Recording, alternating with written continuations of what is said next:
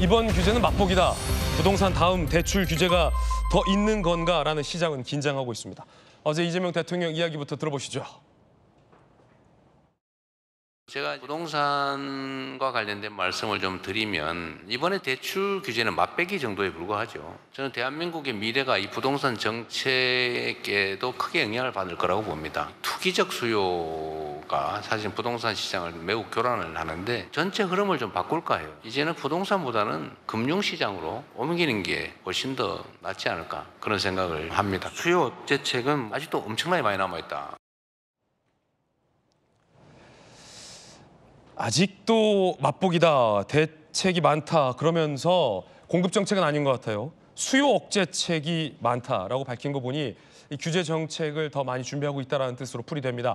일각에선 결국 부동산 집 잡겠다고 공언했던 문재인 정부 따라가는 것 아니냐라는 우려도 나오고 있습니다. 대출 규제는 맛보기용이다라는데 자, 주진우 의원님 어떻습니까? 사실은 이번 정부의 대출 규제 때문에 이 집이 없이 버텼던 청년층이나 아니면 30, 40대 젊은 맞벌이 부부들이 대출을 못 받으니 서울에서 집을 살 수 없어졌다. 뭐 이런 논란도 지금 일고 있고 네. 대한민국 국민들은 집을 못 사게 하면서 외국인들은 펑펑 살 수 있다라는 역차별 논란도 일고 있잖아요. 어떻게 보십니까? 일단 이번 대출 규제에 있어서 가장 직격탄을 누가 맞았는지를 살펴볼 필요가 있습니다. 사실 강남 아파트는 지금 집값도 많이 올랐고 사실 현금 부자들도 많아서 저 대출 규제 가지고 강남 집값을 한 번에 잡을 수 있느냐 이 점은 다 의문을 표시하고 있거든요. 반면에 다른 지역 같은 경우에는 실제 청년들이나 신혼부부나 또 무주택자 같은 경우에 처음 집을 사기 위해서 나름의 대출 계획을 마련하고 거기에 따라서 실거주용으로 부동산을 사려고 했는데 네. 느닷없이 갑자기 이런 강력한 규제 대책이 나오니까 사실은 많은 사람들이 예측 못했던 손해를 보고 있는 상황이고요. 이게 부동산 투기를 하려는 사람의 숫자가 타겟팅이 얼마나 됐는지 몰라도 실질적으로는 실소유자한테 피해가 집중되고 있습니다. 네. 강남 부동산 투기꾼을 막는 게 아니라 다른 강북 지역 집값도 워낙 많이 올랐기 때문에 실수요자, 열심히 돈을 모아서 대출 못해서 집을 사려는 실수요자들에게 오히려 피해가 가고 있다. 네, 문재인 정부 때보다 더 강한 대책이에요. 근데 문재인 정부 때 부동산 대책이 성공했느냐? 실패했지 않습니까? 예. 큰 실패했던 원인은 딱 하나입니다. 공급은 극히 제한하면서 수요를 억제함으로써 어떻게 부동산 집값을 받아보려고 하니까 한두 건의 부동산 거래만 일어나도 갑자기 가격이 폭등했던 것이거든요. 근데 이번도 마찬가지로 문재인 정부 때보다 더 강력한 것이 이 주택 가격을 따지질 않아요. 주택 가격이 낮든지 높든지 주택담보대출을 다 6억 원으로 일괄적으로 제한하다 보니까 사실은 현금을 많이 보유하고 있지 않은 사람은 아예 주택을 매수하는 시장에 진입조차 할 수가 없는 네. 거고요. 이 목표치도 너무 높습니다. 하반기에 가계대출을 작년 대비 50%로 줄이겠다는 거거든요. 그러면 가계대출 받는 분들이 대부분 서민들이고 뭐 작년에 1,000만 원 정도 빌렸던 분들은 올해 하반기에는 오히려 대출 연장이 안 되면서 500만 원으로 줄여야 된다는 얘기입니다.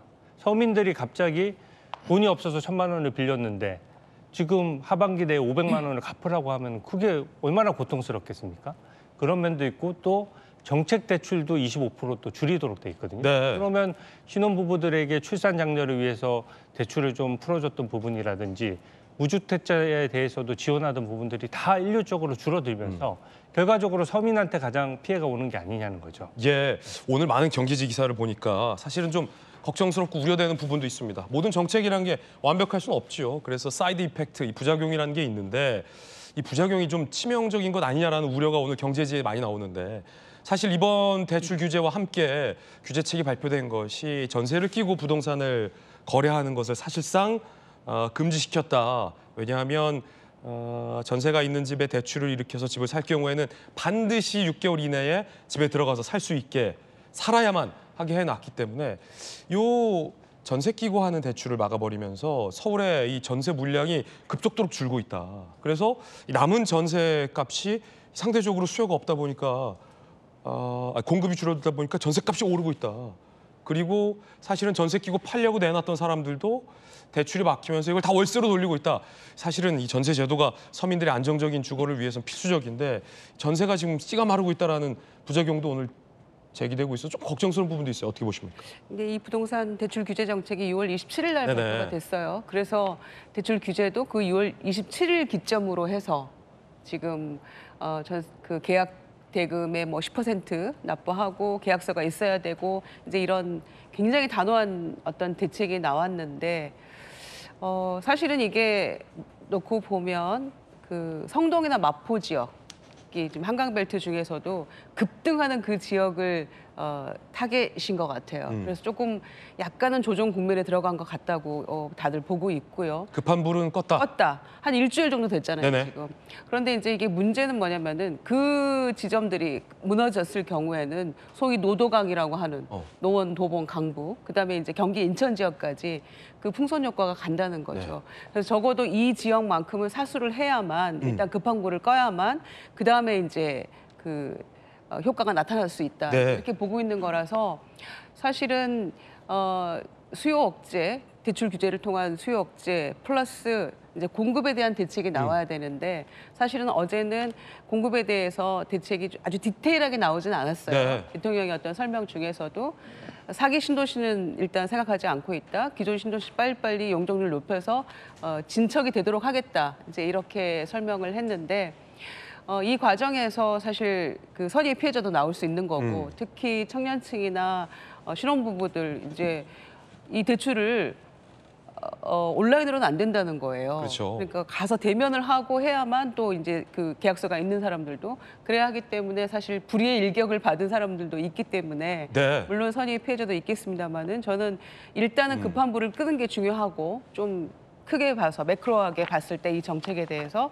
그리고 이후에 후속 조치들이 조금 나와줘야겠죠. 네네. 그 공급 대책이랄지 이어지는 대책이 실제로 선의 피해자가 얼마나 되는지 또 얼마나 타격감이 있고 이런 부분들에 대해서도 보완책이 조금 나와줘야 될 것 같고요. 공급책 같은 것도 공급 정책도 좀 구체적인 것들이 좀 네. 나와야 될 것 같은데 국토부 장관이 지금 아직 지명이 안 됐는데 그 후속 인사도 빨리 돼야 될 것 같고요. 동시에 지금 문재인 정부 때서는 사실 세금으로 이거를 조금 억제해 보려고 했지만 결과적으로 실패하고 말았잖아요. 그래서 아직 뭐 양도세니 보유세니 이런 얘기까지 나오고 있지는 않지만 어제 대통령의 수요 억제 정책은 앞으로도 많다.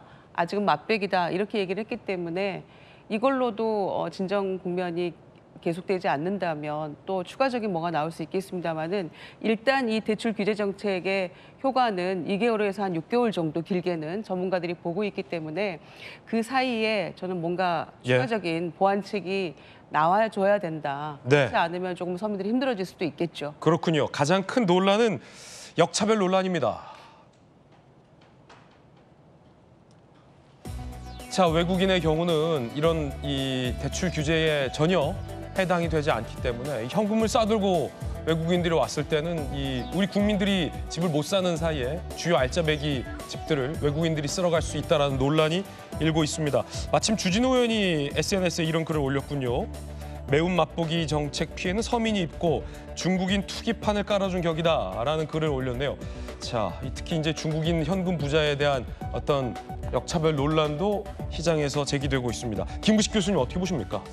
그러니까 사실은 중국인들이 실제로 우리 한국 대한민국에 와서 건물이나 집이나 토지를 매매하는 그 횟수가 굉장히 급증하고 있는 게 사실입니다. 그렇기 때문에 지금 서울의 부동산 가격이 폭등할 경우에 그 많은 그 수익 또는 그 시세 차익을 중국인들은 사실은 이런 법적 규제의 망을 다 피해가면서 오롯이 그대로 다 가져갈 수 있는 그런 역차별의 논란이 분명히 있죠. 저는 그런 면에서 아까 말한 대출 규제, 그다음에 실거주 의무 조항 이런 것들을 피해갈 수 있기 때문에 지금 갈수록 급증하고 있는 중국인들의 대한민국의 그 주택과 건물, 토지에 대한 매매에 대해서는 일정 정도 저는 굉장히 그 상세하고도 굉장히 세밀한 대책이 마련돼야 된다고 보고요. 그러면서 주진 의원이 아주 잘 지적을 잘했고 저는 원점으로 돌아가서 지금 어저께 이재명 대통령이 이건 시작도 아니고 뭐 더 맛보기밖에 안 된다라고 이야기를 하는데 어제 말씀을 잘한 게 있어요.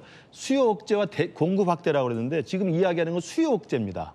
대출을 규제하고 그리고 실거주 의무 조항을 만들고 그다음에 세금을 때리고 이런 게 다 수요를 억제하는 거거든요. 근데 제가 우리 지역에도 뭐 많은 이 재개발, 재건축 그 민원이 있고 다 들여다보고 있습니다. 아무래도 지역이 송파다 보니까. 예, 그렇습니다. 그리고 서울 지역의 주택 가격이 이렇게 때만 되면 주기적으로 반복해서 뛰는 이유는요. 수요를 억제되는 게 아니에요. 장기적으로 대한민국 정부가 한 10년, 20년 장기 전략을 가지고 필요한 곳에 필요한 주택, 좋은 양질의 주택을 계속 공급을 확대해야 됩니다. 근데 문재인 정부가 망한 건 공급에 대한 이야기는 없이 수요를 억제하기 위해서 세금 때리고 또 대출 규제하고 이걸로 한 거거든요. 그러면 돈 있는 사람은 오히려요. 현금 있는 사람들은요. 돈 있는 할아버지, 돈 있는 아버지 만나면 얼마든지 살 수 있어요. 그러나 열심히 맞벌이 부부가 정말 허리띠 졸라매고 내가 대출 이자를 감당하면서까지 네. 내가 좀 좋은 집을 사겠다. 저 그렇게 해서 저는 성공한 케이스거든요.